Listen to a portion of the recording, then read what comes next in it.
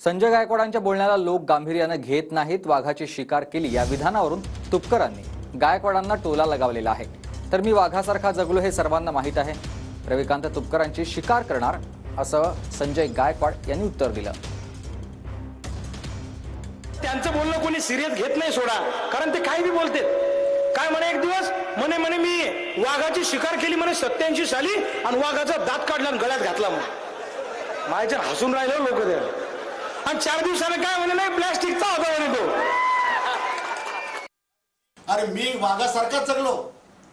माझ्या जे काही घटना ही जुन्या आमच्या सगळ्या लोकांना माहित आहे. त्या शिकारीचं जाऊ दे, पण तू शिकारदाता पक्की होणार आहे.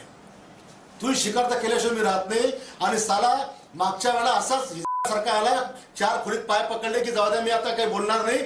मागच्या वेळेला शेट्टीला घेऊन आला की मला असा धोका आहे. आता शेट्टी येऊ या कोणी येऊ, तू अवकात तुला मी दाखवणारच आहे.